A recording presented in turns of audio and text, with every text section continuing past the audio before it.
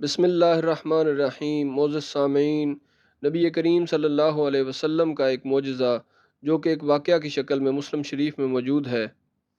حضرت ایاس بن سلمہ رضی اللہ تعالیٰ عنہما اپنے والد سے روایت کرتے ہوئے کہتے ہیں کہ ہم رسول اللہ صلی اللہ علیہ وسلم کے ساتھ ایک غزوہ میں نکلے تو ہمیں وہاں بہت مشقت ہوئی، یہاں تک کہ ہم نے اپنی کچھ سواریوں کو ذبح کرنے کا ارادہ کر لیا تو اللہ کے رسول صلی اللہ علیہ وسلم نے حکم فرمایا کہ اپنے اپنے زاد راہ کو اکٹھا کریں۔ زاد راہ سفر میں لے کے جانے والے ضروری سامان کو کہا جاتا ہے۔ پھر ہم نے اس کے لیے چمڑے کا ایک دسترخوان بچھایا جس پر لوگوں کے زاد راہ کو اکٹھا کیا گیا۔ راوی نے کہا کہ میں اس چمڑے کے ٹکڑے کو دیکھنے کے لیے آگے بڑھا کہ وہ کتنا بڑا ہے، تو وہ تقریباً ایک بکری کے بیٹھنے کی جگہ کے برابر تھا اور ہم 1400 کی تعداد میں تھے۔ راوی کہتے ہیں کہ ہم نے اس میں سے خوب کھایا یہاں تک کہ ہم سب سیر ہو گئے۔ پھر ہم نے اپنے کھانے کے تھیلوں کو بھر لیا تو اللہ کے نبی صلی اللہ علیہ وسلم نے فرمایا کیا وضو کا پانی ہے؟ تو ایک آدمی لوٹے میں تھوڑا سا پانی لے کر آئے۔